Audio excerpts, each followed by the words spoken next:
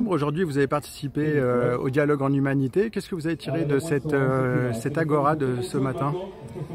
La volonté de tous les participants de poursuivre et de porter à terme quelque chose qui se passe dans le parc de la Tête d'Or à Lyon, mais qui doit essaimer dans tous les quartiers de toutes les villes en fait du monde entier. Il y a cette compréhension que non seulement il faut changer les choses pour que les 2 milliards de jeunes qui ont moins de 14 ans dans le monde aujourd'hui aient vraiment un avenir, mais surtout que c'est possible et que donc ça dépend aussi de la somme des petits changements que chacun d'entre nous peut réaliser, et aussi du fait de s'unir pour changer aussi, dans une certaine mesure, les lois, la structure de la société, les références sociétales, c'est-à-dire les valeurs réelles sur lesquelles on construit nos communautés. Aujourd'hui,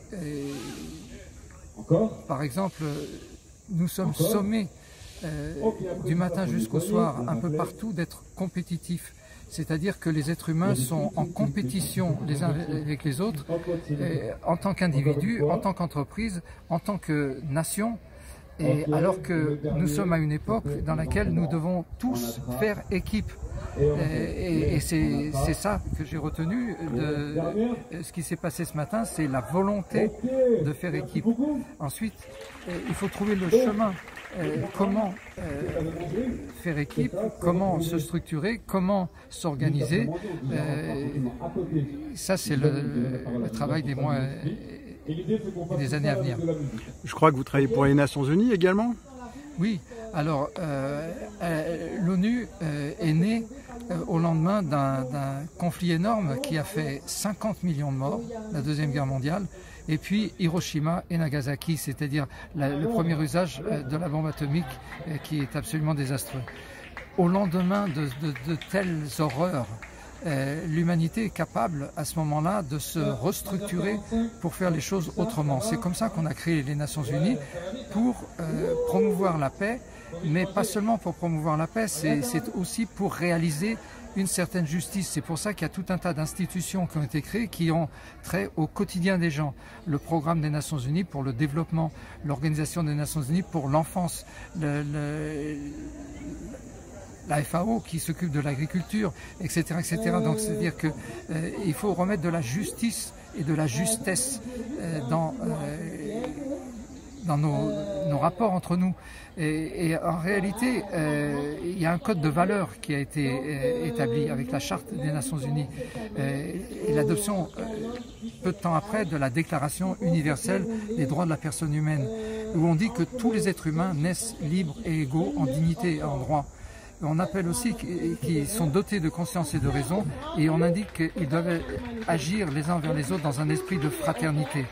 Et tout est dit en quelque sorte, c'est-à-dire que voilà l'ensemble des valeurs sur lesquelles on doit construire nos rapports, et donc réussir à faire société et non pas faire jungle, pas s'opposer les uns aux autres, pas se diviser à travers les frontières. D'ailleurs, le préambule de la Charte des Nations Unies parle de la famille humaine, et la famille humaine n'a pas de raison d'être divisée par des frontières. Que des frontières existent simplement pour gérer administrativement certaines choses, pourquoi pas, mais on doit gérer ensemble les situations. Et donc, par exemple, on est confronté maintenant au changement climatique avec des conséquences qui peuvent être absolument catastrophiques pour les générations actuelles qui, quand elles atteindront mon âge, si on reste dans les mêmes logiques économiques et de construction de nos rapports, vont être absolument désastreuses pour eux. Eh bien, il faut changer ça, et donc changer ça, c'est remettre ça sur la base de valeurs. Les valeurs, c'est pas ce que nous proclamons. Ce que nous faisons parle toujours plus fort que ce que nous disons ou que ce que nous écrivons. Donc il s'agit de vivre les valeurs proclamées.